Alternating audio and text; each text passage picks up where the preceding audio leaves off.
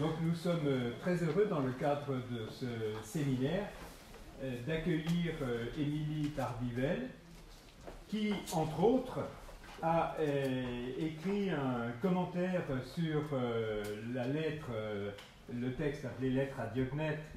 Et donc vous savez que le nom de Diognète est celui que nous avons choisi pour ce séminaire. Je vous recommande particulièrement son livre et ça serait dommage de passer si près de la vérité sans la rencontrer. Donc Émilie Tardivelle a fait des études de Sciences Po. Elle a passé une thèse sur Patočka. Pour l'occasion, elle a appris le tchèque. Et elle enseigne actuellement donc à l'Institut. Alors quel est le nom? Institut catholique de Paris. Institut catholique de Paris. Parce que moi je dis faculté catholique, il paraît qu'il ne faut pas. Non, c'est l'Institut catholique parce qu'il y a 6 facultés dans l'Institut catholique. Bon. À l'Institut catholique de Paris, donc comme enseignant. Et donc aujourd'hui, elle nous propose, dans le cadre de nos réflexions sur le thème de la théologie politique, une lecture de Saint-Augustin. De Saint-Augustin, à titre d'introduction, je me permets, avec la permission en outre d'Émilie, de vous lire ce texte que j'aime bien, ce qui est une raison de le partager.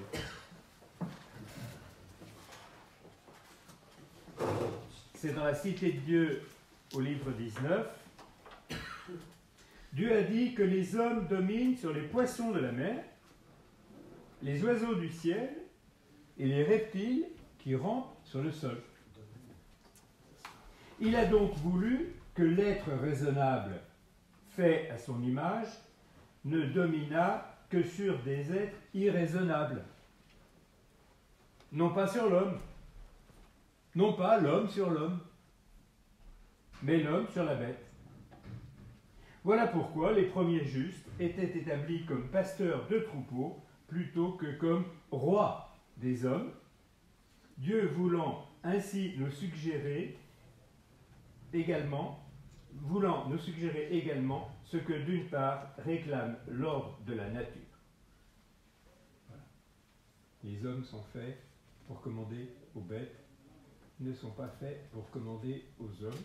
C'est peut-être pour ça qu'ils s'y prennent si mal. Merci, Émilie.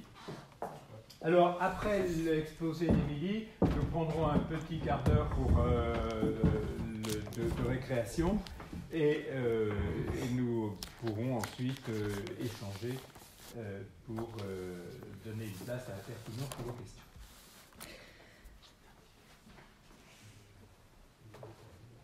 Bonjour à toutes et à tous. Merci beaucoup pour cette invitation au séminaire de théologie politique qui est organisé sous l'égide de l'association Diognète. Merci à Jean-Noël pour son invitation, à Vincent et à Bernard également.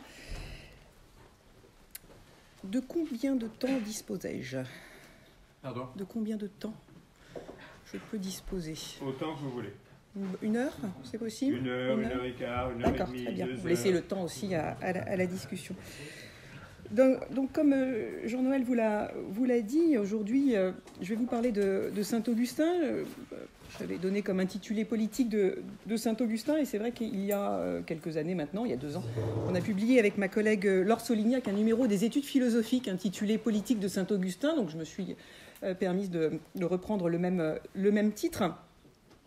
Et c'était un essai avec différents collègues, dont Jean-Luc Marion, Jean-Marie Salamito, Jean-Rémy Lanavert, ma collègue Laure Solignac, spécialiste de Saint-Bonaventure, de faire le point sur une thèse historiographique qui s'appelle l'augustinisme politique, et même de mettre fin à ce que Henri de Lubac lui-même a appelé le mythe de l'augustinisme politique. Et donc l'idée générale était de penser la politique de Saint-Augustin à l'encontre même de cette thèse de l'augustinisme politique. Alors j'aimerais revenir avec vous sur ces débats, déjà pour vous montrer que encore aujourd'hui, la Cité de Dieu reçoit différentes interprétations, et il est très important, à mon avis, notamment dans un séminaire intitulé « Théologie politique », de s'interroger sur le statut de la Cité de Dieu, sur sa forme littéraire, sur la tradition théologique dans laquelle ce texte s'inscrit, pour mieux comprendre ce que signifie une perspective augustinienne sur la question politique, et est-ce que cette perspective augustinienne sur la question politique s'inscrit véritablement ou pas dans une théologie politique. Et est-ce que, en particulier, la Cité de Dieu est un traité de théologie politique, oui ou non? Donc c'est, du point de vue de mon introduction, je voudrais vous faire rentrer dans ces débats sans vous y perdre, donc je vais essayer de le faire de la manière la plus claire possible, et de poser une thèse, de me positionner à l'intérieur de ces débats, et pour défendre cette thèse, rentrer avec vous vraiment dans le texte de saint Augustin et dans les motifs principaux de la Cité de Dieu. Alors tout d'abord, on peut se demander effectivement si la Cité de Dieu est un traité politique, un traité de politique chrétienne, à l'origine des doctrines théocratiques médiévales. À l'origine des doctrines théocratiques médiévales, c'est-à-dire finalement du double pouvoir spirituel et temporel de l'Église. On prêterait à saint Augustin, en tout cas, certains lui prêtent, cette tendance à absorber l'État dans l'Église, du point de vue des principes politiques qu'il pose dans la Cité de Dieu, et que cette tendance aurait donné lieu, au Moyen-Âge, aux doctrines dites théocratiques. Et donc vous voyez, dans cette thèse qui fait de la Cité de Dieu le premier grand traité de politique chrétienne, un traité de théologie politique au sens strict du terme, on aurait l'idée que saint Augustin anticipe sur ce qui va se passer au Moyen-Âge, et donc saint Augustin et la Cité de Dieu sont reçus à la lumière des évolutions ultérieures, à la lumière de ce que ses successeurs ont réalisé en termes de doctrine politique. Donc c'est faire de saint Augustin le premier des médiévaux. Alors cette thèse, elle relève de la thèse historiographique qu'on dit de l'augustinisme politique. Et c'est une thèse en fait récente. Le syntagme même d'augustinisme politique a été inventé par un historien, théologien, qui avait été directeur d'études à l'École des hautes études, doyen également de la faculté de théologie de Paris, c'est-à-dire de la faculté de théologie de l'Institut catholique de Paris.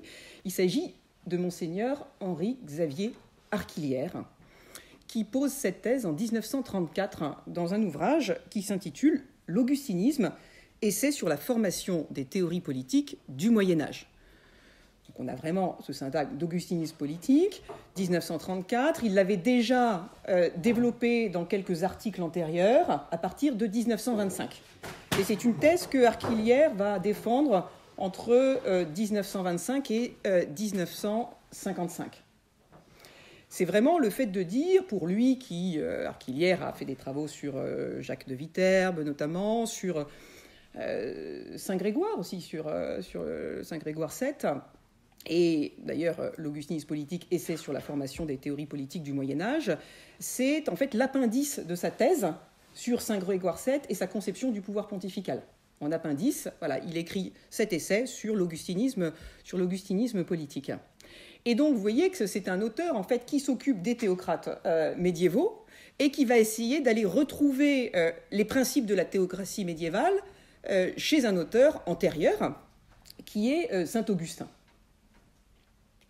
Donc ça, c'est le geste accompli par Henri-Xavier Arquillière, et qui est critiqué dès les années 30 par Henri de Lubac, mais dont l'étude critique sur ce mythe de l'augustinisme politique ne paraîtra qu'en 1984 dans le volume qui s'intitule « Théologie d'occasion ». Donc c'est une étude critique que Henri de Lubac a menée pendant près de 50 ans, pendant près d'un demi-siècle, pour critiquer cette thèse de l'augustinisme politique. En tout cas, voilà, le premier moment de cette alternative, c'est de dire, voilà, la Cité de Dieu, ce serait un grand traité de politique chrétienne, de théologie politique chrétienne, qui serait à l'origine des doctrines théocratiques médiévales, qui absorberait l'État dans l'Église, c'est-à-dire qui penserait le double pouvoir spirituel et temporel de l'Église, avec le pape, qui serait pas seulement un chef spirituel, mais un chef politique, à l'échelle universelle. D'ailleurs, on reconnaît aussi, et c'est un auteur sur lequel Gilson a écrit, dans les Métamorphoses de la Cité de Dieu en 1952, Roger Bacon, notamment. Franciscain Roger Bacon, qui développe une doctrine théocratique, avec le pape qui est un chef politique à l'échelle du monde. Donc ça, c'est le premier moment de l'alternative. Deuxième possibilité, la Cité de Dieu, ce ne serait pas un grand traité de politique chrétienne, de théologie politique chrétienne, ce serait plutôt le sommet des grandes apologies des premiers siècles du christianisme. Donc faire comprendre la Cité de Dieu comme le sommet des grandes apologies. Alors un point ici sur la notion d'apologie, vous le savez peut-être, vous savez sûrement, l'apologie est l'un des deux genres littéraires privilégiés par les premiers auteurs chrétiens. L'autre genre littéraire privilégié par les auteurs chrétiens, ce sont les lettres. C'est toute la tradition d'Ignace d'Antioche, de Polycarpe, de Clément, qui prolonge le modèle apostolique. Les lettres de Paul, de Jean, de Pierre, de Jacques, de Jude. Et les lettres, ça consiste à s'adresser aux chrétiens eux-mêmes, ceux d'une communauté ou souvent d'église à église, pour s'expliquer, se fortifier mutuellement dans l'épreuve du martyre et dans le maintien d'une foi droite. Donc ça, c'est un premier genre littéraire, les lettres. Et le deuxième genre littéraire, privilégié par les premiers auteurs chrétiens, ce sont les apologies. Pas l'apologétique telle qu'on la connaîtra 17e, 18e, 19e. Les apologies, autre genre littéraire, et l'apologie, c'est une tradition qui consiste à s'adresser soit à un correspondant païen, c'est le cas des 3 livres de Autolycos de Théophile d'Antioche dans les années 180, également de l'Octavius, de Minucius Félix, et c'est le cas de la Diognète, vers 200. La Diognète, donc l'association ici a pris le nom de Diognète, donc c'est un correspondant païen d'un auteur qui, lui, reste anonyme, inconnu. Et le seul manuscrit, d'ailleurs, original qu'on avait de la Diognète a été brûlé dans l'incendie de Strasbourg en 1870. Et donc, nous avons quand même ce texte aujourd'hui, publié en source chrétienne, aux éditions du Cerf. Et donc, il s'agit, pour l'auteur inconnu de la Diognète, de s'adresser donc à Diognète, qui est un païen, mais qui s'intéresse à la religion chrétienne, qui pose un certain nombre de questions sur le christianisme, et donc l'auteur lui répond. Dans ce qui n'est pas une lettre, comme l'a montré Henri-René Amaru, donc si vous voulez être cuistre, vous dites, il ne s'agit pas de la lettre ou de l'épître à Diognète, mais de la Diognète, une sorte de plaidoyer, d'apologie pour le christianisme adressé à un correspondant païen qu'est Diognète. Donc ça, c'est la première possibilité. L'apologie s'adresse à un correspondant païen, exemple la Diognète, vers 200. L'apologie peut s'adresser aussi au public païen dans son ensemble. C'est le cas de l'apologie d'Aristide d'Athènes, entre 124 et 132. C'est le cas du Contre les Grecs, de Tatien, entre 165 et 177. C'est le cas de la supplique à propos des chrétiens, ou de la résurrection des morts, d'Athénagore, vers 177. Troisième possibilité pour les apologies, c'est de s'adresser à l'empereur ou aux autorités politiques en général. Donc, apologie qui s'adresse à l'empereur, vous avez celle de Justin, l'apologie pour les chrétiens, on dit souvent les apologies 1 et 2, mais c'est en fait une seule et même apologie, avec l'apologie 2 qui est en fait la question juridique qui va donner lieu à la réflexion sur les principes, apologie 1. C'est une même apologie pour les chrétiens de Justin dans les années 150, avant qu'il ne soit décapité à Rome. Et puis, vous avez comme apologie qui s'adresse aux autorités politiques en général et en l'occurrence aux magistrats romains de Carthage, vous avez l'apologétique de Tertullien, vers 197. Donc voilà, je ne voulais pas trop vous embêter avec ça, mais en tout cas pour vous dresser un peu un tableau, déjà de la distinction entre les deux genres littéraires privilégiés par les premiers auteurs chrétiens, les lettres d'un côté, les apologies de l'autre, et puis cette diversité dans les apologies par rapport à ceux à qui on s'adresse, un correspondant chrétien, un correspondant païen, au public païen dans son ensemble, ou encore à l'empereur ou aux autorités politiques en général. Alors, vous avez vu, d'ailleurs si ça vous intéresse, je vous conseille vraiment, si vous ne l'avez pas dans votre bibliothèque, d'acheter le volume en Pléiade qui s'intitule « Les premiers écrits chrétiens », qui a été réalisé par mon ami et collègue Jean-Marie Salamito et puis aussi Vincent Zarini et Bernard Poudron. Donc ça c'est vraiment, vous aurez l'ensemble, voilà, alors vous ne les aurez pas version bilingue comme aux sources chrétiennes, mais vous aurez quand même l'ensemble des grandes apologies des premiers siècles.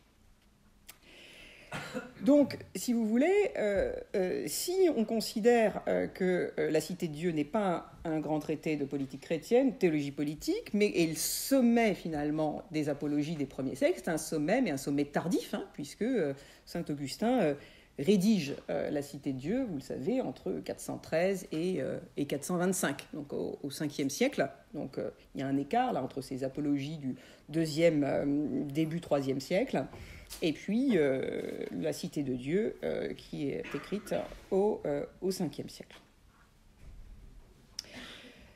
Alors, pour ma part, ma thèse, ça sera de plaider contre la thèse historiographique de l'augustinisme politique, qui fait de la Cité de Dieu un grand traité de politique chrétienne ou de théologie politique, que la Cité de Dieu, c'est en fait plutôt le sommet des grandes apologies. Et donc, il ne faut pas faire de saint Augustin le premier des médiévaux, mais le dernier des antiques, des anciens. D'ailleurs, Hannah Arendt, dans La condition de l'homme moderne, au tout début, vous savez, dans le premier chapitre sur la Vita Activa, dit que saint Augustin fut le dernier, semble-t-il, à savoir ce qu'autrefois d'humain avait été un citoyen, ce que signifiait être citoyen. C'est le dernier grand penseur de la citoyenneté, et en particulier, à mon avis, de la citoyenneté chrétienne, de cette articulation entre le chrétien et le citoyen. Et effectivement, les apologies consistent, toute cette littérature apologétique des premiers siècles, dans un contexte de persécution localisées qui deviendront des persécutions générales dans l'Empire à partir du milieu du IIIe siècle. Il s'agit véritablement, dans ces apologies, surtout quand elles sont adressées, comme celle de Justin, à l'empereur, notamment à l'empereur Antonin le Pieux, qui avait comme fils Verissimus, c'est-à-dire Marc Aurèle, et puis également Tertullien dans son apologétique, quand il s'adresse aux magistrats romains de Carthage. Vraiment, l'optique, c'est bien sûr de critiquer la religion romaine, de montrer qu'il est rationnel pour une société, pour l'Empire, de distinguer les devoirs civils des devoirs religieux. C'est une perspective proprement chrétienne, de plaider pour cette distinction, et que cette distinction ne va pas à l'encontre finalement des intérêts de l'Empire, mais va au contraire dans les intérêts de l'Empire. Et que finalement, avoir de bons chrétiens, c'est avoir de bons citoyens. C'est ça l'objectif des apologies. Vraiment ça, le fond. Et donc, c'est réellement de montrer que le citoyen chrétien, c'est le meilleur des citoyens, d'une certaine manière. Et Justin dit d'ailleurs que ce que les philosophes étaient chez les Grecs, les chrétiens le sont chez les barbares. Donc il y a une analogie qui est faite entre le philosophe dans la cité antique, la cité grecque, et le chrétien dans l'empire romain, d'où la figure aussi de Socrate, qui est notamment à travers l'apologie de Socrate, qui a été élu notamment par Justin, qui est cité par Justin. C'est vraiment cette idée que, comme d'ailleurs Platon et Aristote le montraient, le philosophe c'est le citoyen le plus vertueux. Là, ce qu'essayent de montrer les chrétiens dans l'Empire romain, c'est que, contrairement à ce que les autorités romaines pensent, les chrétiens sont en fait les meilleurs citoyens. Et d'expliquer pourquoi. C'est vraiment la perspective des apologies. Et si on dit cela, que en fait la Cité de Dieu n'est pas le premier grand traité de théologie politique chrétienne, mais réellement le sommet des grandes apologies, un sommet tardif, mais le sommet des grandes apologies, alors on peut mettre saint Augustin en ligne avec les pères dits apologistes ou apologètes, notamment ceux que j'ai cités, Justin, l'apologie pour les chrétiens, Tertullien, l'apologétique, et puis également, bien sûr, la Diognète, avec l'auteur inconnu ou anonyme de la Diognète. Alors, avant de vous faire la démonstration, j'aimerais vous donner quelques références pour vous montrer que ma thèse n'est pas soutenue que par moi. C'est une thèse qui s'inscrit finalement aujourd'hui, dans toute une communauté scientifique qui la partage et qui s'inscrit dans une certaine tradition également. Je prendrai pour cette tradition 2 points de référence, Étienne Gilson et Henri de Lubac. Tout d'abord, Étienne Gilson, qui lui, quand même, est nuancé. Contrairement à Henri de Lubac, vous allez voir, qui est plus tranché. D'ailleurs, c'est assez étonnant parce que, d'habitude, vous le savez sans doute, Henri de Lubac, c'est plutôt celui qui est dans l'irénisme, et Gilson est plus tranché. Là, ça se joue à front renversé. On a plutôt un Gilson nuancé et un Henri de Lubac beaucoup plus tranché.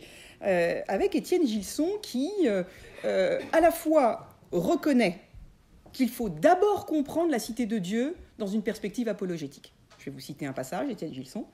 D'abord, il faut comprendre la Cité de Dieu dans une perspective apologétique, au sens des apologies des premiers siècles.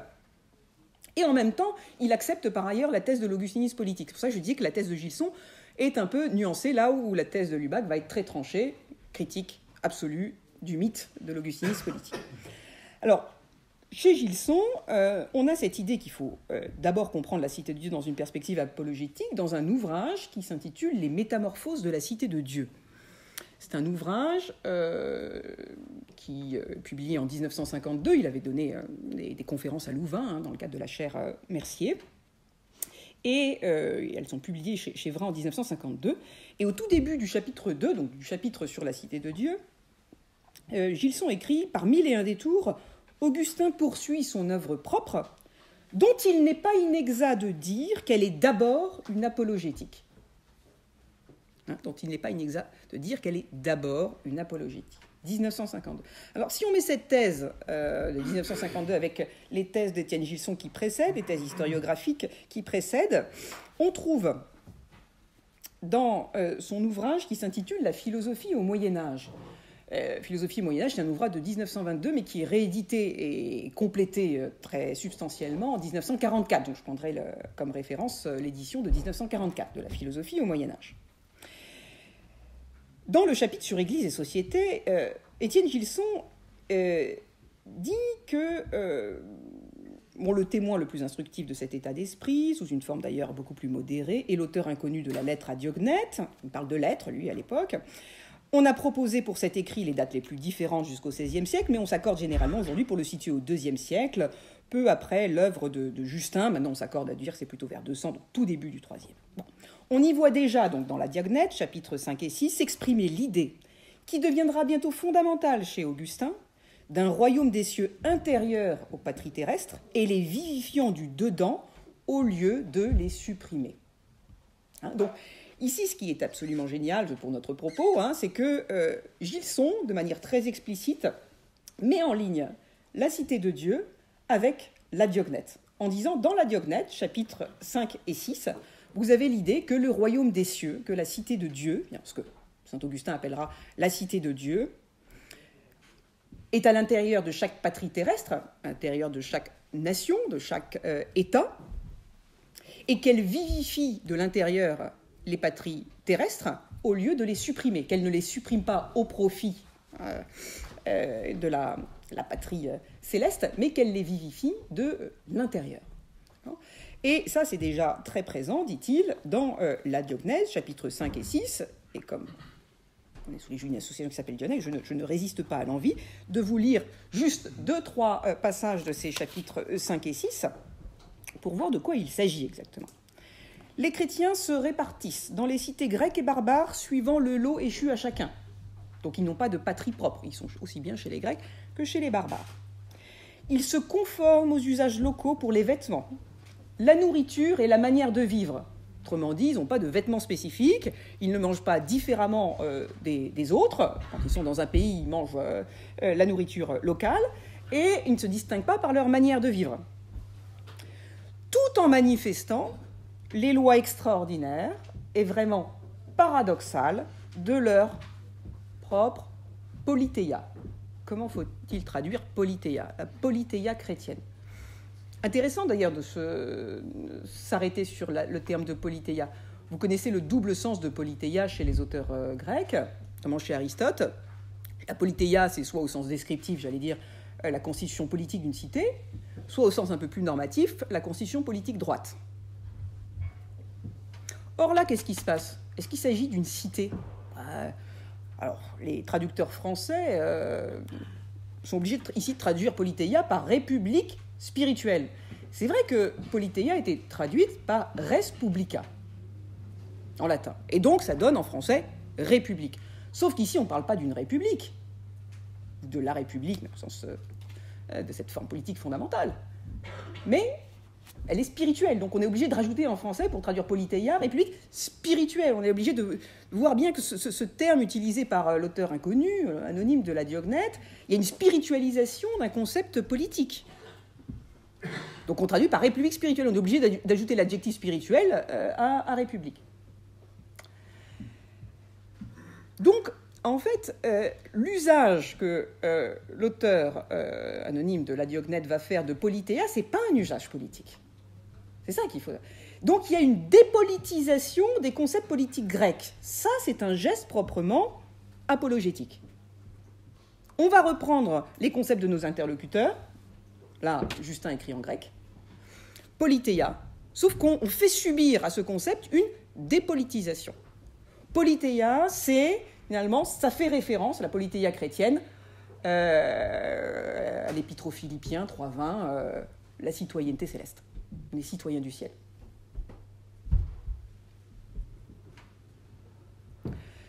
Mais cette citoyenneté céleste, finalement, si le chrétien est citoyen du ciel, c'est pas par exclusion de la cité, des cités politiques, c'est par élection, si je puis dire, elle a certains effets politiques. Cette citoyenneté céleste, elle n'est pas politique. Mais bon, elle a certains effets politiques. Donc, elle impose une certaine manière de vivre dans les cités politiques. Donc, la notion de politeia veut plutôt, si vraiment il fallait la traduire, à mon avis, au plus juste, ici, plutôt par citoyenneté. Tout en manifestant les lois extraordinaires et vraiment paradoxales de leur propre citoyenneté. De leur manière propre, la manière proprement chrétienne de vivre la citoyenneté politique. Et c'est la seule chose qui les distingue des autres. Donc ils ne se distinguent pas par leurs vêtements, par leur manière de vivre par ailleurs, au quotidien, par leur nourriture, mais par leur manière de se comporter dans la cité. Par le rapport qu'ils ont à la loi, à l'État, aux autres citoyens. D'accord ? Et puis, la Diognète continue, l'auteur de la Diognète, ils résident chacun dans sa propre patrie, mais comme des étrangers domiciliés, ils s'acquittent de tous leurs devoirs de citoyens et supportent toutes les charges comme des étrangers. Toute terre étrangère leur est une patrie, toute patrie une terre étrangère. Et un peu plus loin, ils sont dans la chair, mais ne vivent pas selon la chair, ils passent leur vie sur la terre, mais sont citoyens du ciel, donc référence à Philippiens 3.20. Ils obéissent aux lois établies, et leur manière de vivre l'emporte en perfection sur les lois. Un peu plus loin, chapitre 6, en un mot, ce que l'âme est dans le corps, les chrétiens le sont dans le monde.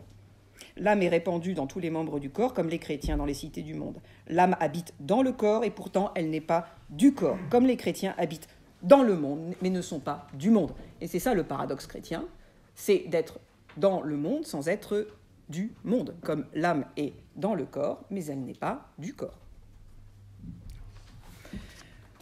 Donc voilà ces chapitres qui semblent fondamentaux à Étienne Gilson et qui permettent de mettre Saint-Augustin en ligne avec la Diognète. Idée que l'on retrouve donc chez Saint-Augustin avec la distinction des deux cités, la cité de Dieu qui est dans le monde sans être du monde et qui vivifie de l'intérieur le monde. toujours dans la philosophie au Moyen-Âge, un peu plus loin, Étienne Gilson écrit « Personnellement, Augustin s'est représenté la condition politique des chrétiens d'une manière qui ressemble fort à celle que décrivait la lettre à Diognète. » Augustin s'est représenté la condition politique des chrétiens d'une manière qui ressemble fort à celle que décrivait la lettre à Diognète. Donc on a cette thèse chez Étienne Gilson. Quand je disais qu'elle était nuancée, cette thèse, c'est parce que, en fait, Étienne Gilson épouse quand même, par ailleurs, la thèse de l'augustinisme politique. Je vous lis un ou deux passages pour vous le montrer, toujours dans la philosophie au Moyen-Âge. Donc, Augustin a vu la cité de Dieu continuant son pèlerinage à travers la cité terrestre, en y recrutant des membres de toutes conditions, de toute nationalité, de toute langue, qui usent de la paix relative de la cité terrestre pour jouir un jour de la paix suprême de la cité de Dieu.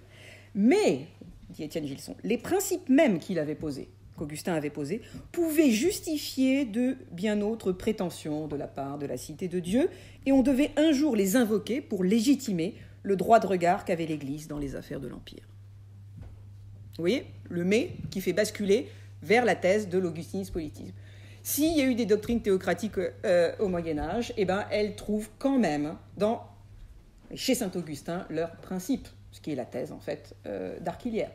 Donc vous voyez comment Étienne Gilson balance entre le fait de dire c'est d'abord une apologétique, mais Gilson aurait dû dire au sens strict du terme une apologie, et entre cela et puis l'autre thèse qui consiste à épouser quand même la thèse historiographique d'Arquillière. D'ailleurs, dès 1929, dans Introduction à l'étude de saint Augustin, Gilson écrivait bien qu'il n'ait jamais expressément formulé le principe, l'idée d'un gouvernement théocratique n'est pas inconciliable avec la doctrine d'Augustin, car si l'idéal de la cité de Dieu n'implique pas cette idée, elle ne l'exclut pas non plus. Elle ne l'exclut pas non plus, pourquoi ? Parce que, bien qu'un empire théocratique soit un contresens par rapport à la cité de Dieu de saint Augustin, c'était inévitable, dit-il, dans des circonstances politiques et sociales qui favoriseraient l'éclosion de cette doctrine théocratique. Et deuxièmement, dit Gilson, Augustin, finalement, lui-même, est engagé dans cette direction, tout d'abord en admettant la légitimité du recours au bras séculier contre les hérétiques, toute la querelle donatiste, et deuxièmement, en imposant à l'État comme un devoir de se subordonner aux fins de l'Église, qui sont elles-mêmes les fins de la cité de Dieu, subordination dont les modalités et les limites ne sauraient être déterminées a priori. D'accord ? Donc voilà, en tout cas, Étienne Gilson a une position assez nuancée. D'accord, c'est d'abord une apologie, sommet des grandes apologies, et en même temps, Arquillière n'a pas tout à fait tort. Il y a quand même, les principes sont là chez saint Augustin pour donner lieu, dans des circonstances politiques, historiques très différentes, à une doctrine théocratique. Lubac, lui, Henri de Lubac, le cardinal de Lubac, est beaucoup plus tranché. Il critique, vraiment d'une manière sans nuance, le mythe, ce qu'il appelle le mythe historiographique de l'augustinisme politique. Il le fait, donc, je vous dis, dans une étude qu'il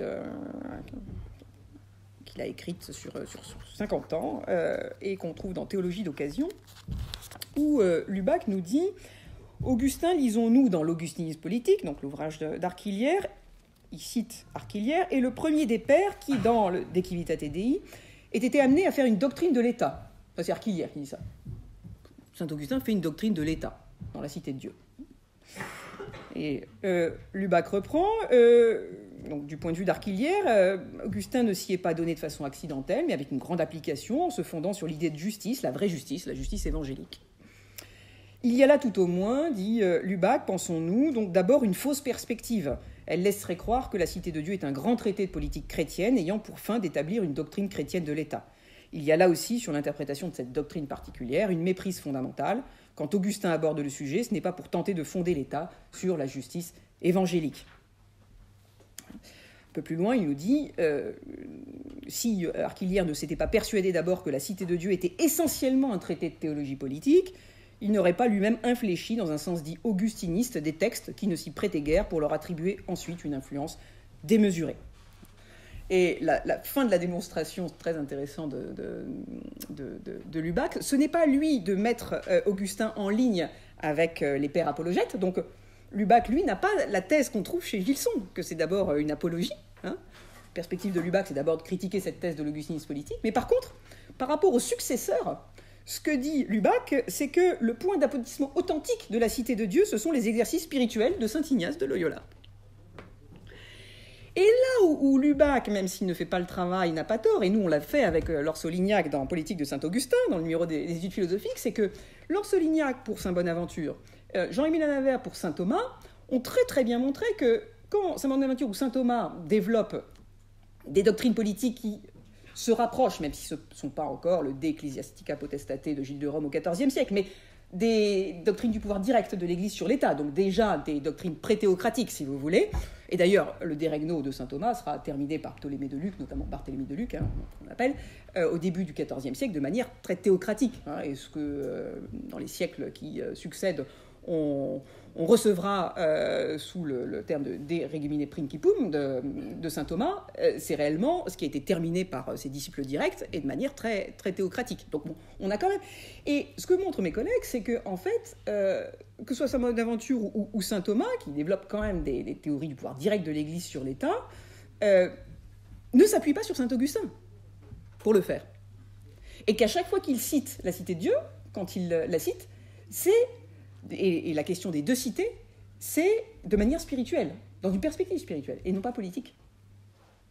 Donc faire des exercices spirituels de saint Ignace, en fait, l'aboutissement authentique de la cité de Dieu, pour Lubac, c'est quelque chose qui, en plus, historiquement, est attesté chez les auteurs du Moyen-Âge. Dans cette perspective lubacienne, je ne vais pas m'arrêter trop longtemps là-dessus, je vais passer maintenant à la cité de Dieu, c'est Jean-Marie Salamito et Jean-Luc Marion, et moi-même d'ailleurs, qui nous inscrivons dans cette perspective lubacienne. D'abord, Jean-Marie Salamito, vous pouvez découvrir dans ce numéro des études philosophiques un très bon article sur la définition du peuple chez Saint-Augustin, où Jean-Marie Salamito montre que Saint-Augustin n'a rien à voir avec l'augustinisme politique, donc ça c'est la perspective de Jean-Marie Salamito, et Jean-Luc Marion, la cité de Dieu comme apologie, montre qu'il s'agit d'une apologie pour la cité de Dieu. Donc voilà un petit peu comment on pourrait résumer, cartographier un peu les positions sur l'interprétation, la réception aujourd'hui de la cité de Dieu. J'aimerais maintenant vous proposer quelques éléments de réflexion à l'appui de cette thèse, pour dire que la cité de Dieu, c'est le sommet des grandes apologies. Et ce n'est pas, finalement, la première doctrine chrétienne de l'État, première doctrine de l'État chrétien. En ce sens-là, ce n'est pas un traité de théologie politique.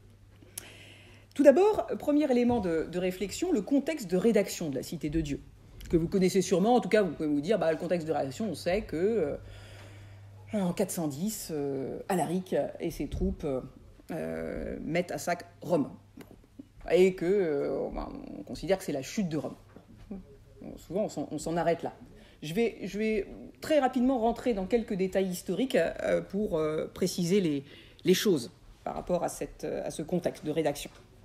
Effectivement, Alaric entre dans Rome le 24 août 410, et avec ses troupes, il va se livrer à des pillages, à des massacres, à des viols, à des incendies, entre le 24 et le 26 août 410, donc sur 3 jours.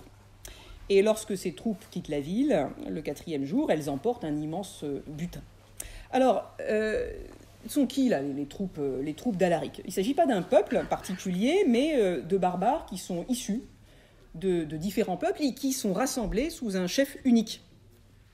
Ces troupes et ce chef unique avaient combattu pour Rome. Nous sommes à une époque où Rome, je rappelle, utilise pour sa défense, outre ses propres troupes, des troupes barbares qui combattent aux frontières contre d'autres barbares, et notamment, pour parler seulement de l'Europe, sur les axes du Danube et du Rhin. Et ces barbares, donc, qui viennent piller Rome, ils avaient combattu pour Rome, et donc ce ne sont pas des ennemis qui sont entrés à l'intérieur des frontières de l'Empire.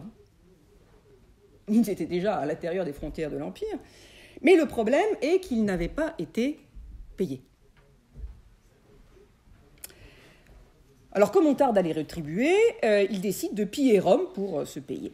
Alors, c'est un traumatisme pour les habitants de l'Empire qui l'apprennent, pour ceux qui n'étaient pas présents à Rome, et se disent que Rome n'est pas protégée, que la Rome éternelle a été atteinte dans sa splendeur, dans ses monuments et dans sa population également.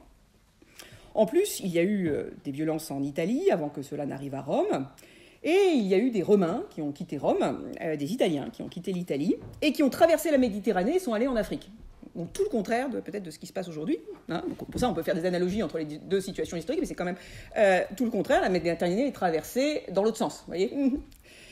Et à Hippone, donc sur l'un des grands ports de l'Afrique du Nord romaine, se trouve l'évêque Augustin. Et donc la nouvelle du sac de Rome s'est assez vite répandue en raison de ces migrations massives. Et les chrétiens d'Afrique ont eu face à eux des témoins de ces horreurs qui se sont déroulées à Rome, des gens qui pouvaient leur raconter ce qui s'était passé. Et à partir de là, on entre dans la controverse. On passe du traumatisme à la controverse. Ce n'est pas la fin de Rome. L'Empire romain, vous le savez, l'Empire romain d'Occident tombe officiellement et cesse d'avoir un empereur en 476. On est donc dans un empire qui tient à peu près. Donc ce n'est pas un bouleversement politique majeur, si vous voulez, la mise à sac de Rome. Mais c'est vraiment un traumatisme. Et Saint Augustin n'est pas inquiet, en fait, pour l'Empire lui-même, mais il est face à ce traumatisme, il est face à cette horreur, il est face à un débat entre les païens et les chrétiens.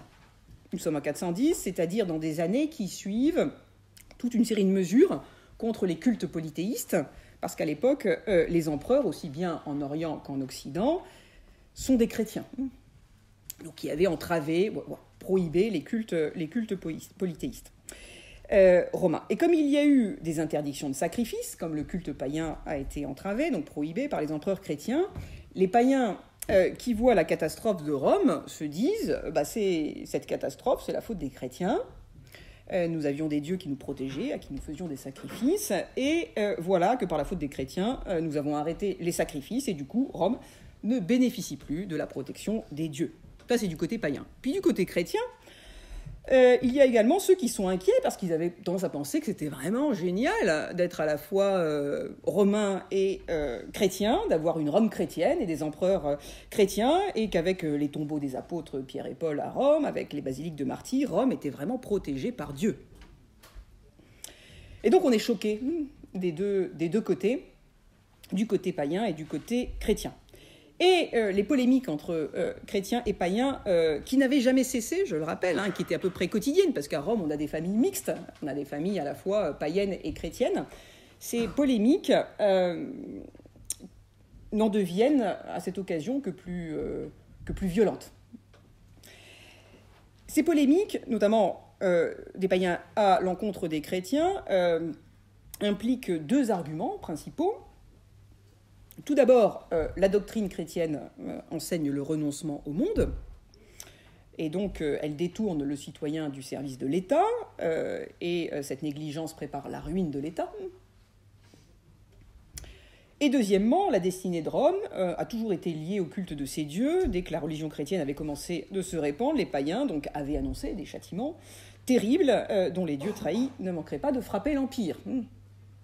Mais on ne les avait pas écoutés. Voici que l'événement justifiait la prophétie de ces païens. D'accord ? Donc on a ces deux arguments principaux. Alors, évidemment, ils ne sont pas du tout nouveaux.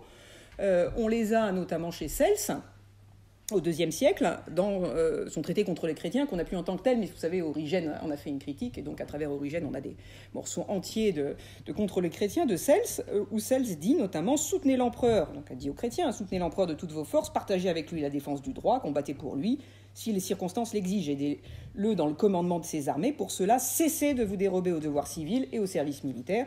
Prenez votre part des fonctions publiques, s'il le faut, pour le salut des lois et la cause de la piété. » Donc déjà à l'époque, vous voyez, au IIe siècle, en contexte de persécution, on a l'idée que,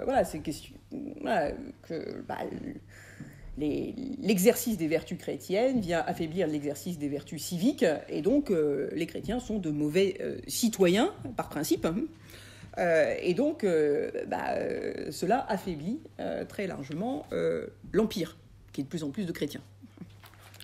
Puis maintenant que l'Empire, de toute façon, est devenu chrétien, de toute façon, on fait l'amalgame entre la christianisation de l'Empire et la décadence de l'Empire. Il y en a qui le font encore aujourd'hui. Bon.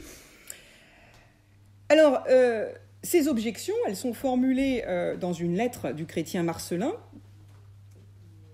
à Augustin, l'évêque d'Hippone. Effectivement, en 1412, donc 2 ans après la mise à sac de Rome, le païen volusien adresse ses objections au chrétien Marcellin. Marcellin se retourne vers Augustin pour le prier d'y répondre, et Augustin entreprend d'y répondre en 413, et il terminera d'y répondre en 425. Ça donnera les 22 livres de la Cité de Dieu. C'est une longue réponse. Hein. Et Augustin oppose une réponse inattendue, qui consiste à dire que les païens ont déjà prêché ces mêmes vertus que l'on reproche au christianisme de recommander. Et ce que l'on reproche finalement au christianisme naissant, c'est donc le paganisme mourant qu'il faut en accuser. C'est ça, finalement, dans la logique de l'argumentation de saint Augustin qu'il faut retenir. Là, je cite Gilson. Les membres de la société romaine savent fort bien à quoi les oblige le seul amour naturel de cet empire, dont ses vertus passées ont fait toute la grandeur. Mais ils n'ont pas le courage de le mettre en pratique. Or, ce qu'ils n'ont pas la force de faire par amour pour leur pays, le Dieu des chrétiens leur demande de le faire par amour pour lui. Autrement dit, la logique ici, c'est de montrer en quoi les vertus théologales sont la condition de l'effectivité ou de l'exercice des vertus morales. Les vertus morales proprement païennes, si je puis dire, la justice, la force, la tempérance, la prudence. Enfin, morale, la prudence est une vertu intellectuelle, mais une vertu cardinale, on va dire, de manière plus générale. C'est d'ailleurs pour ça qu'on voit saint Augustin, alors pas dans la Cité de Dieu, mais dans les mœurs de l'Église, dire que la justice est un amour au service de Dieu seul. Toute la perspective de saint Augustin, c'est de réinterpréter finalement toutes les vertus cardinales à la lumière de l'amour de Dieu. La justice est un amour au service de Dieu seul. L'amour de Dieu qui est la condition d'effectivité ou la condition de l'exercice des vertus païennes. Le problème des païens, c'est qu'ils n'ont pas les moyens de leur politique. Et il n'y a que les chrétiens qui peuvent donner, finalement, aux païens, et aux romains en particulier, les moyens de leur politique. C'est ça, la thèse. Et c'est une thèse apologétique. C'est vraiment là qui... Donc c'est pour ça que...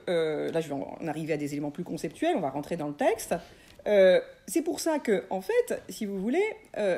Bien sûr, quelqu'un comme Henri-Irénée Maroux, grand spécialiste de Saint-Augustin, grand historien, parle de la Cité de Dieu comme du traité fondamental de la théologie chrétienne de l'histoire. Lui n'en fait pas un grand traité, si vous voulez, de théologie politique, mais vraiment traité fondamental de la théologie chrétienne de l'histoire. Il est vrai que Saint-Augustin va réfléchir sur l'histoire de son temps, sur les bouleversements qui ont lieu, et tout ça à la lumière de l'histoire du salut. Et ça va donner lieu à beaucoup de théologie de l'histoire, de philosophie de l'histoire, dans les siècles qui succèdent.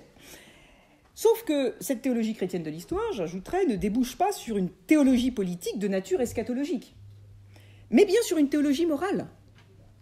Mais bien sur une théologie morale.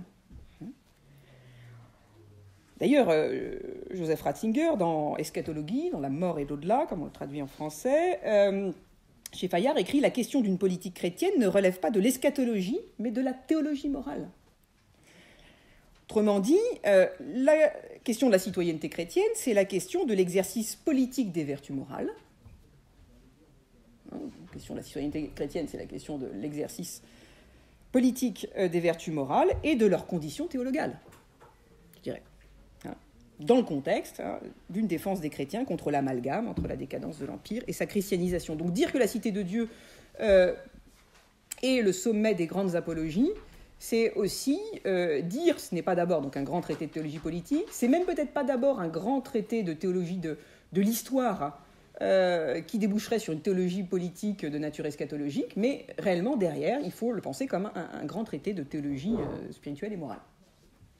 Tout ça, ce sera ma thèse.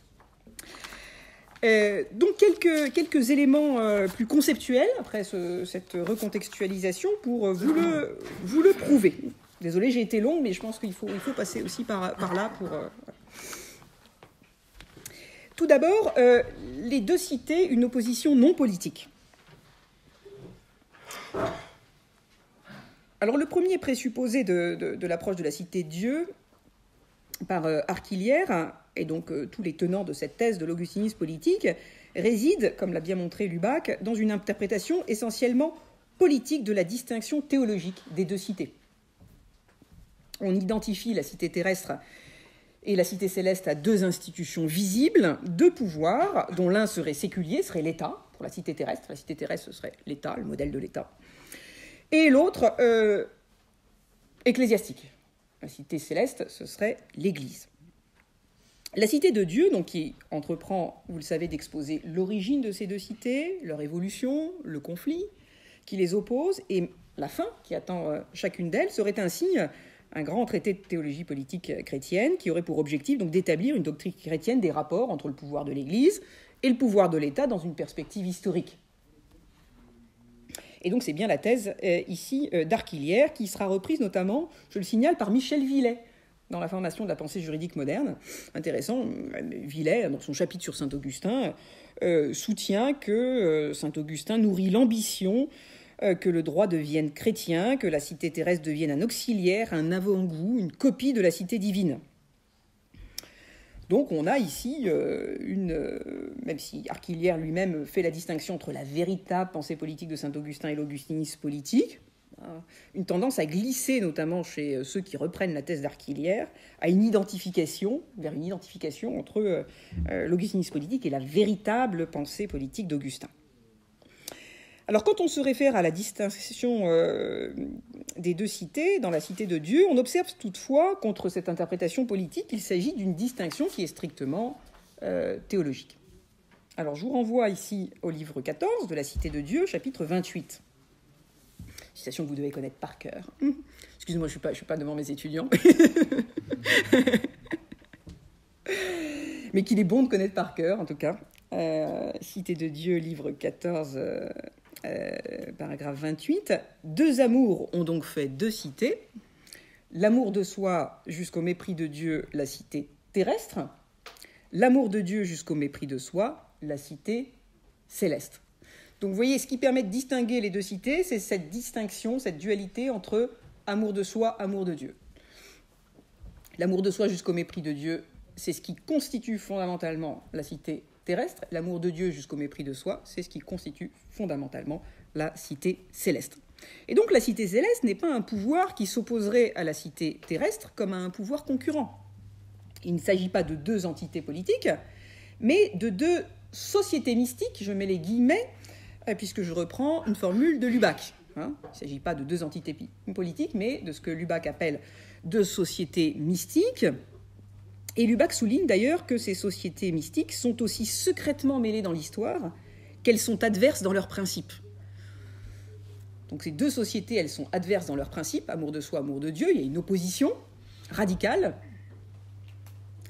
Mais il n'empêche que ces deux logiques de l'amour, elles sont mêlées à la fois dans l'histoire, dans le temps, donc, et puis aussi dans les différentes cités politiques. Donc ces deux cités ne sont pas deux entités politiques, mais elles ne sont pas sans lien avec la question politique, puisqu'elles expriment, comme elles expriment deux logiques de l'amour, elles expriment aussi deux logiques de la vie commune. D'une part, une logique de communion universelle, la cité de Dieu. D'autre part, une logique de confrontation des intérêts individuels, qui est la logique de l'amour de soi. Ceux qui font partie de la cité céleste, dit saint Augustin, sont attachés au bien commun de tous, communionibus bono, qui est pour eux Dieu lui-même. Donc ce qui définit en fait, ou ce qui relie essentiellement les membres de la cité céleste, c'est le bien commun qui est Dieu lui-même. D'ailleurs, c'est la seule occurrence de bonum commune dans la cité de Dieu. C'est pour dire Dieu. Donc là encore, comme on avait une dépolitisation du terme de politeia dans la Diognète, on a une dépolitisation du terme de bien commun dans la cité de Dieu. Une utilisation non politique de ce concept politique grec. Je dis ça en passant. Oui. Et c'est important.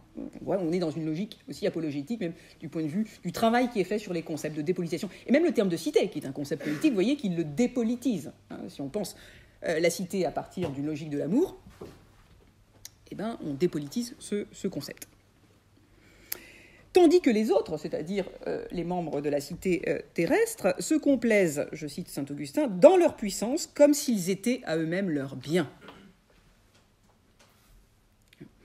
Les membres de la cité céleste mettent leurs biens en Dieu, c'est leur bien commun. Les membres de la cité terrestre mettent leurs biens en eux-mêmes. Ils se complaisent en eux-mêmes, comme s'ils étaient à eux-mêmes leurs biens. Ces deux logiques sont entremêlées jusqu'à la fin de l'histoire, si bien qu'elles se rencontrent dans chaque État, comme dans l'Église elle-même. Comme dans l'Église elle-même. Alors ça, c'est quelque chose que... Voilà, on ne peut pas identifier l'Église et cité de Dieu, même si c'est identifié dans le syllabus au XIXe. J'allais dire, Gilson fait très bien le point là-dessus, c'est-à-dire qu'il y a Saint Augustin, il le fait dans un article qui s'appelle « Église et cité de Dieu » en 1953. Étienne Gilson montre très très bien que Saint Augustin n'a pas réussi la synthèse entre Église et cité de Dieu. Hein. Pour le dire de manière très simple, l'Église c'est l'ensemble des baptisés, la cité de Dieu c'est l'ensemble des élus chez Saint Augustin. Et ça ne se recoupe pas chez lui, puisque, comme le dit d'ailleurs Étienne Gilson à la fin de Dante et la philosophie, quand il parle de l'augustinisme politique, il dit il y a parmi les baptisés des gens qui ne sont pas élus et des élus parmi les non baptisés. Donc il n'y a pas un recoupement parfait entre Église et cité de Dieu chez Saint Augustin, parce qu'il y a quand même cette thèse de la prédestination, qui n'est pas une thèse, de la prédétermination, mais de la prédestination. Donc, la cité terrestre, c'est l'ensemble des damnés. Comme la cité de Dieu, c'est l'ensemble des élus. Et donc, finalement, l'État, bien sûr, chaque État est traversé par ces deux logiques, de l'amour de soi et de l'amour de Dieu, comme l'Église elle-même est traversée par ces deux logiques. Voilà. Ça, c'est assez clair, et je pense que Gilson est celui qui a fait sans doute le point sur cette question de la manière la plus claire dès 1929, et dans l'introduction à l'étude de Saint-Augustin, et puis jusqu'à son article de 1953. Le jugement dernier viendra alors séparer les deux cités, en sanctionnant de manière eschatologique, c'est-à-dire imprévisible et irréversible, l'opposition entre ceux qui auront résisté à la logique de la cité terrestre en aimant Dieu jusqu'au bout, et ceux qui auront succombé à cette logique de la cité terrestre en se complaisant dans leur puissance jusqu'à leur mort. Ça, c'est un premier point. Je dirais qu'il y a plus. Non seulement les deux cités ne sont pas des entités politiques, chez Saint-Augustin, cité terrestre, cité céleste, mais la cité terrestre n'est même pas une société mystique qui aurait une quelconque consistance, une quelconque réalité. On va dire, mais c'est étonnant, ça. En fait, il n'y a qu'une cité, c'est la cité de Dieu pour Saint-Augustin. Bah oui, au sens strict. Alors, comment on peut en venir à dire cela ? Cette thèse se déduit du livre 11 de la Cité de Dieu, où Augustin déploie une argumentation anti-manichéenne dans le cadre d'une réflexion sur l'origine angélique des deux cités. Parce que dans ce livre 11, si vous voulez, quand saint Augustin parle de l'origine des deux cités, l'origine, elle n'est pas humaine. C'est pas Abel et Caïn. Il y a une origine angélique. La cité terrestre commence au premier péché, qui est celui du diable. Ce que dit saint Augustin. Donc, il y a une origine angélique. Une origine angélique des deux cités, et dans le cadre de cette explicitation de l'origine angélique des deux cités, saint Augustin déploie une argumentation anti-manichéenne. La cité terrestre est originellement composée des anges qui se sont détournés de Dieu, c'est-à-dire, je cite saint Augustin, qui se sont privés de la participation à la lumière éternelle, et qui ne sont donc plus que privation de cette lumière, ténèbres en eux-mêmes, dit saint Augustin. Et saint Augustin argumente en disant « Le mal, en effet, n'est pas une nature, c'est la perte du bien qui a reçu le nom de mal. » Le mal, c'est la privation du bien. Ce n'est pas quelque chose en soi, le mal. C'est la privation du bien. Alors, ça ne veut pas dire que ça ne fait pas beaucoup de dégâts. Ça fait beaucoup de dégâts. Mais c'est une privation du bien. Le mal n'est pas une autre nature. Donc, comme les esprits immondes qui la composent, la cité terrestre n'est pas une réalité, elle n'est que privation de la seule et unique réalité qu'est la cité céleste. Au sens strict, les deux cités n'ont pas deux, mais une seule et même origine, qui n'est autre que Dieu, dans lequel le monde lui-même a été créé, et le monde n'est originellement rien d'autre, finalement, que la cité de Dieu, originellement. La cité terrestre n'est par là qu'une privation du monde. C'est d'ailleurs pour ça qu'elle est composée d'esprits immondes. Il faut prendre ça au sens strict. Des esprits immondes qui ne font pas partie du monde. Ils sont privés de monde, si je puis dire. On trouve cette idée chez Étienne Gilson, d'ailleurs. Ce n'est pas une idée qui m'est sortie de la tête quand j'ai interprété le passage du livre 11, livre 14 de la Cité de Dieu. C'est que dans les Métamorphoses de la Cité de Dieu, Étienne Gilson l'admet à sa manière quand il explique que la cité terrestre n'est guère que le déchet de la première. La cité terrestre, c'est le déchet, si vous voulez, difficilement recyclable. On a du mal, hein. On a vraiment du mal. Difficilement recyclable de la Cité de Dieu. Et pourtant, on aimerait bien le recycler, hein. Mais voilà. Mais bon, il n'y a que l'Église qui permet comme maîtresse ouvrière de la Cité de Dieu, qui permet de recycler ce déchet. Et c'est encore, dit Gilson, à cause d'elle qu'elle existe. Donc la seule cause de la cité terrestre, d'une certaine manière, s'il y en a une, il y a une cause du monde. C'est la cité céleste. Mais quand il dit ça, c'est juste pour dire qu'il y a une seule et même cité, et que la cité terrestre n'est qu'une privation de la cité céleste. C'est pourquoi la division des deux cités, si vous voulez, n'a rien de manichéen. Alors que Arquillière, quand vous prenez l'Augustinisme politique, essai sur la formation des théories du Moyen-Âge, Arquillière dit qu'il y a un reste de manichéisme dans cette distinction des deux cités chez Saint-Augustin. Ben non, il n'y a pas de reste de manichéisme du tout. La cité terrestre n'est que le déchet difficilement recyclable de la cité céleste. Deuxième point, la redéfinition spirituelle de la République. Cette mise au point donc sur le statut non politique et non manichéen des deux cités, et j'insiste, statut non politique et non manichéen des deux cités, permet de comprendre pourquoi il est tout simplement absurde de dire qu'Augustin veut, je cite Michel Villet, que la cité terrestre devienne un auxiliaire, un avant-goût, une copie de la cité divine. C'est assimiler la cité terrestre à une réalité politique, et assimiler la cité terrestre à une réalité politique, c'est une double méprise, puisque la cité terrestre n'est ni politique ni réelle. Et faire comme si elle se confondait avec la res publica elle-même. Alors on peut se demander s'il serait plus justifié de dire qu'Augustin veut que la res publica devienne un auxiliaire, un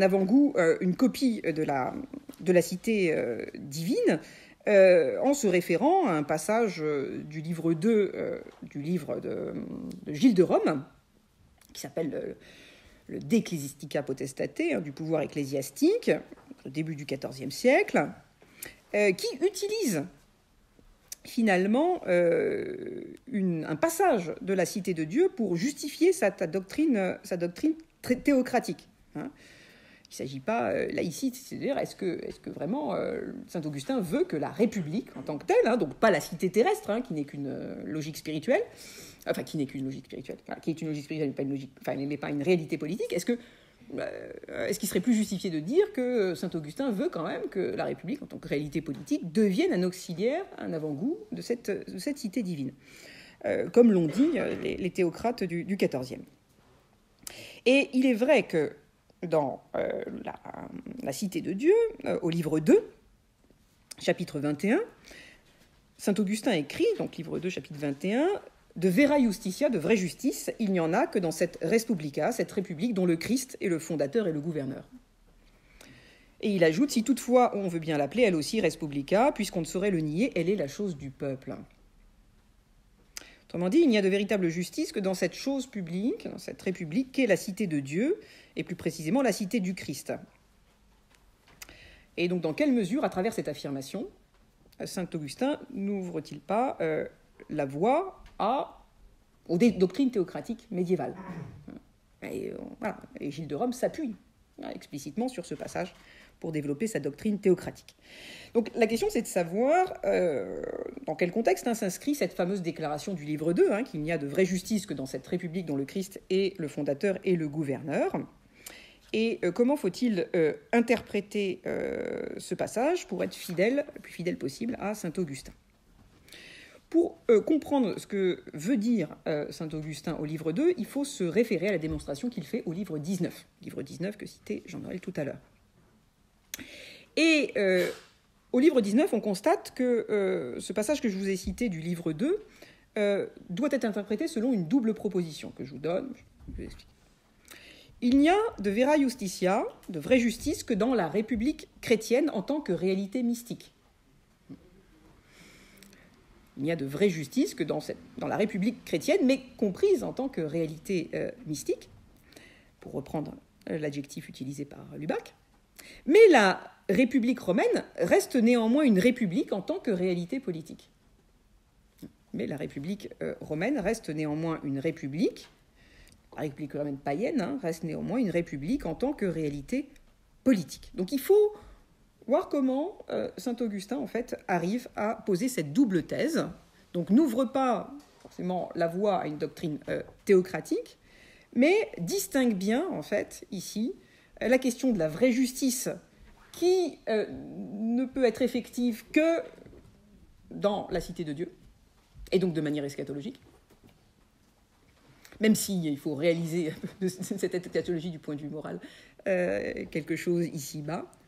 Et de l'autre, cette idée que la République romaine reste néanmoins une république en tant que réalité politique, même si elle ne s'appuie pas elle n'est pas fondée sur la vraie justice, sur la justice évangélique. D'abord, il faut se ramener au chapitre 21 du livre 19. Il est vrai que dans ce chapitre 21 du livre 19, saint Augustin s'appuie sur un jugement de Cicéron à propos de la République romaine, qu'il radicalise d'ailleurs en appliquant à la définition que donne Cicéron de la République le principe chrétien de distinction des ordres. Et toute cette démonstration, chapitre 21, livre 19, aboutit au fait de dire, pour saint Augustin, qu'il n'y a jamais eu de République romaine. Là où Cicéron, en son temps, donc au 1er siècle avant Jésus-Christ, Cicéron avait dit de république, nous n'en avons plus que le mot, la réalité, nous l'avons perdue depuis bien longtemps, donc il n'y a plus de République romaine. Saint Augustin lui radicalise en disant il n'y a jamais eu de République romaine si on reprend la définition de la République que donne Cicéron dans le De Republica. Pour Cicéron, il faut le rappeler, il n'y a pas de république sans ce qu'il appelle la summa justitia, sans justice suprême. Justice qui consiste, suivant l'enseignement grec repris par les Romains, à attribuer à chacun ce qui lui appartient. Et la définition de la République que donne Cicéron, vous la connaissez peut-être, c'est la République, res publica, c'est la res populi, la chose du peuple. Le peuple, ce n'est pas une multitude assemblée n'importe comment, c'est le rassemblement d'une multitude d'individus qui sont associés en vertu d'un accord sur le droit et d'une communauté d'intérêt. On pourrait traduire de manière très littérale, communion d'utilité. Il y a le terme de communio dedans, traduit par participation, communauté, participation, même aller jusqu'à dire communion, le terme de communion qui se retrouvera dans la définition augustinienne du peuple. En tout cas, voilà. Pour qu'il y ait une république, il faut un peuple. Pour qu'il y ait un peuple, il faut qu'il y ait un accord sur le droit. Et un accord sur le droit, c'est un accord sur le juste. D'accord ? Il n'y a pas de distinction chez Cicéron comme chez les Grecs entre le droit et le juste. C'est le ius, il n'y a qu'un seul terme. Donc un accord, donc c'est pas une perspective précontractuelle, préfiguration du contractualisme des auteurs modernes chez Cicéron. Non, le droit c'est le juste, on a un accord sur ce qui est juste.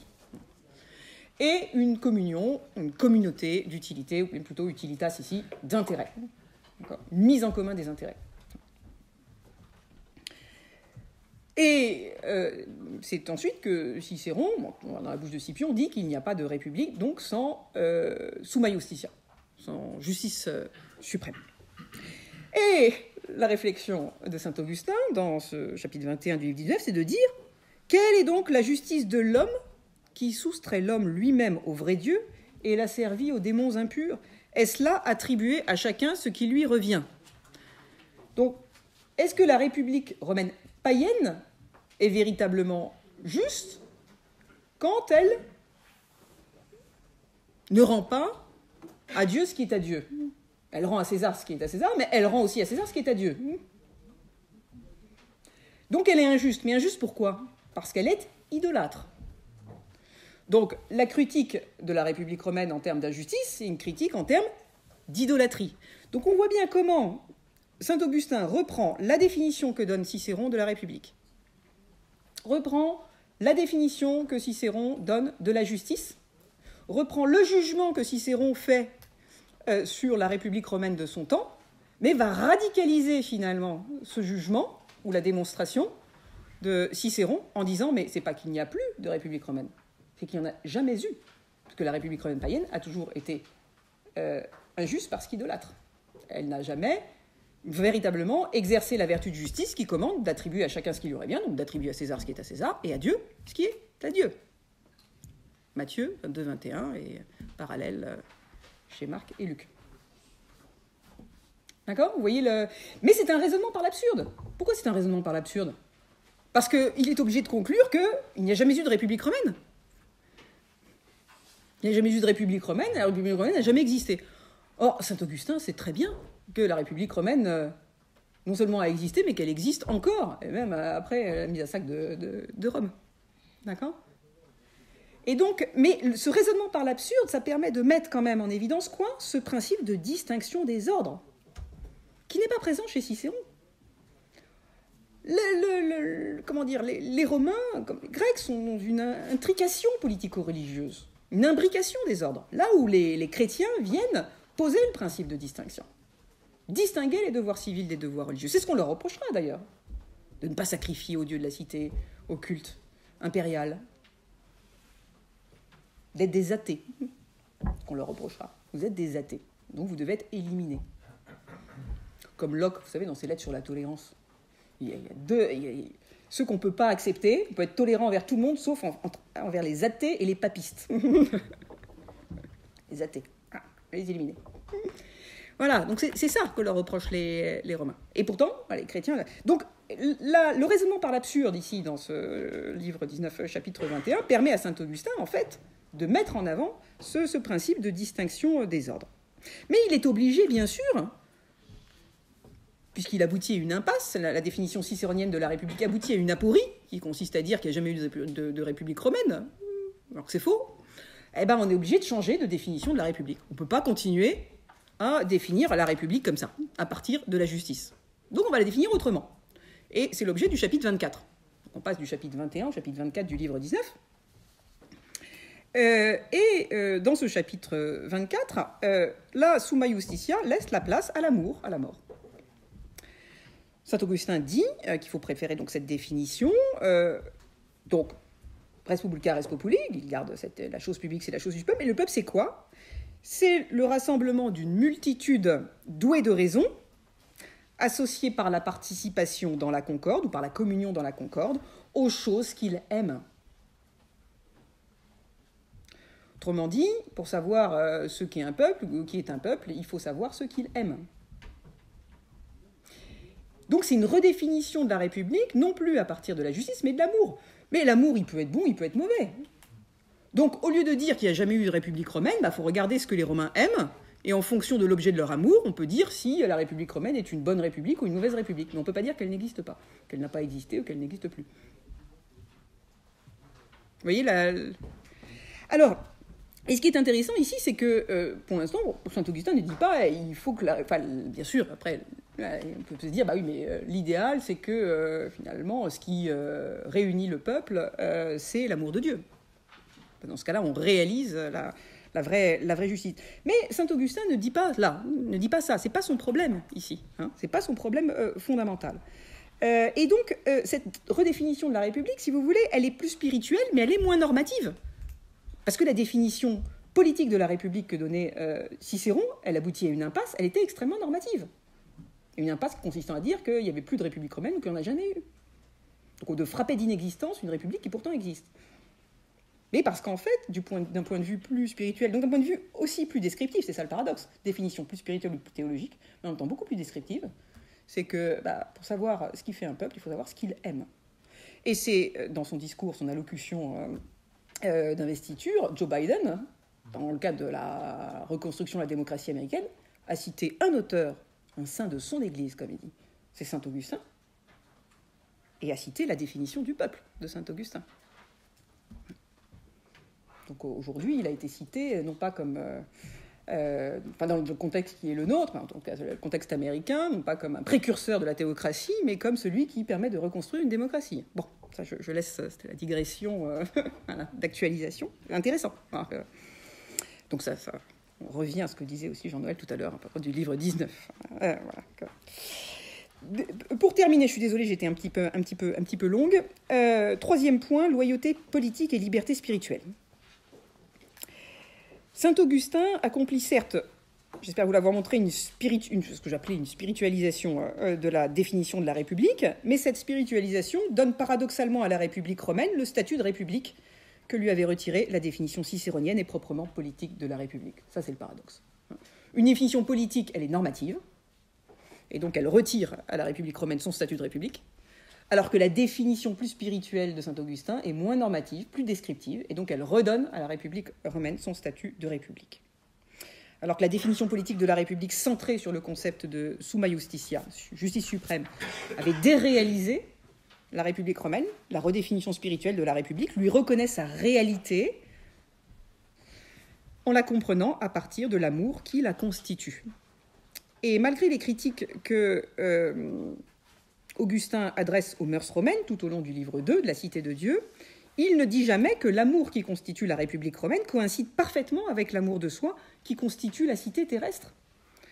Rome fut certes, je le cite, fondée comme une seconde Babylone, comme une fille de la première, mais, je cite saint Augustin toujours, par elle, il plut à Dieu de soumettre par les armes la terre entière et de lui imposer, une fois rassemblée dans une seule communauté de gouvernement et de loi, la paix dans toutes les contrées. Donc saint Augustin caractérise précisément l'amour qui constitue la République romaine comme l'amour de la louange ou l'amour de la gloire, amor laudis. Et l'amour laudis, c'est pas reconductible à l'amour de soi. Cet amour, qui est un amour non vertueux pour saint Augustin, bien sûr, a du moins le mérite d'avoir fait que les anciens Romains ont surmonté la logique de la cité terrestre, ils se sont mis au service d'une fin commune. Je cite saint Augustin, « Ils se vouèrent au service de leur patrie, cherchèrent en elle cette gloire même et n'hésitèrent pas à mettre son salut au-dessus de leur propre salut, étouffant la passion de l'argent et de bien d'autres vices en faveur de ce vice unique, l'amour de la gloire. » Donc saint Augustin n'identifie pas l'amour de la louange à une vertu, c'est clair. Il y reconnaît au contraire un vice, mais il lui accorde quand même une force de réalisation de la République romaine, parce qu'elle constitue une force de pacification, dont l'instrument n'est pas simplement la domination, bien sûr ça a été aussi la domination, mais également le gouvernement et les lois. C'est pourquoi, tout injuste et idolâtre qu'il soit, le pouvoir romain est un pouvoir légitime pour saint Augustin, auquel les chrétiens doivent être soumis, car, comme il le dit, tant que s'entremêlent les deux cités, nous usons, nous aussi, chrétiens, de la paix de Babylone. Et cet usage trouve dans le livre 19 à la fois une brillante formulation et une condition non négociable. Il ne faut pas user de cette paix à toute condition, de manière inconditionnelle, et justifier inconditionnellement cet usage. Donc à la fois cette brillante formulation et condition non négociable qui consiste à dire que les chrétiens ne doivent être soumis au pouvoir que tant qu'il ne leur est pas prescrit d'accomplir eux-mêmes un acte injuste et idolâtre. Ça, c'est la ligne rouge. Et je vous cite cette ce très beau passage,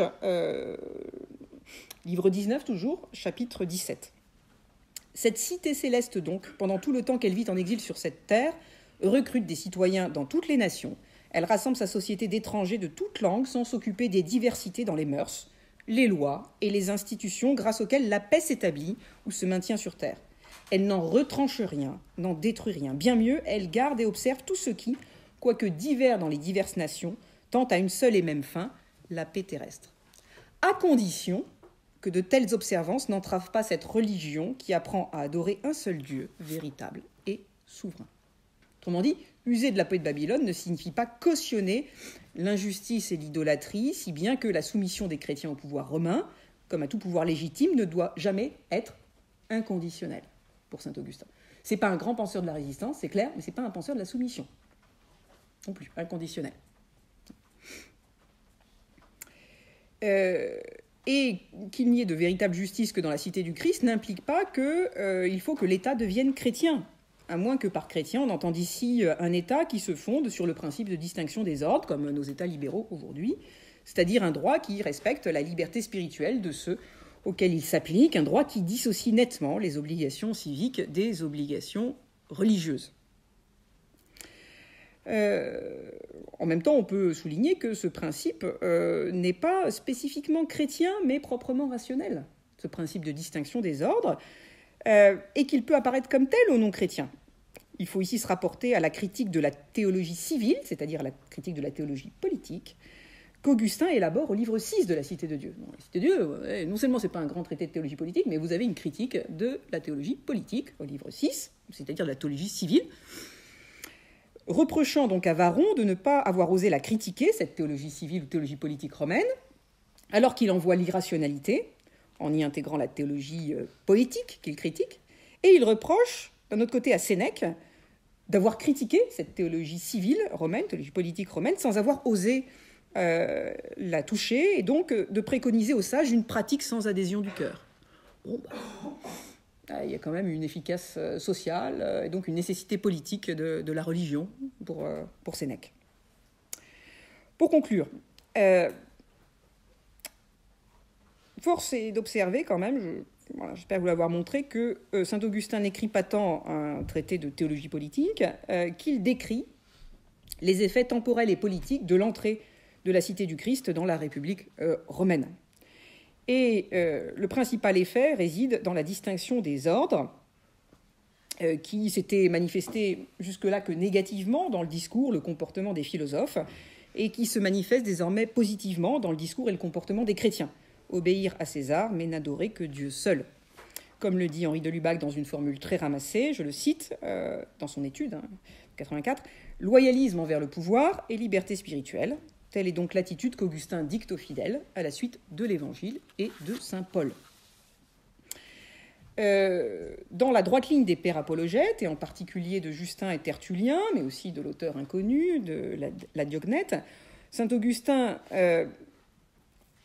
n'a pas pour ambition de fonder le pouvoir direct de l'Église sur l'État, mais tout à la fois de dénoncer la corruption de la République romaine sur le plan tant politique, l'injustice, que théologique, l'idolâtrie, et également de décrire la manière proprement chrétienne de vivre dans la cité, la citoyenneté chrétienne, qui, il est vrai, apparaît dans la Cité de Dieu comme un obstacle majeur à la décadence des cités humaines. Et Étienne Gilson dit que, dans les Métamorphoses de la Cité de Dieu, Augustin posait par là le grand principe qui justifie l'insertion de l'Église dans toute cité humaine, de quelque temps et de quelque lieu qu'il s'agisse. Ayez de bons chrétiens, les bons citoyens vous sont donnés par surcroît.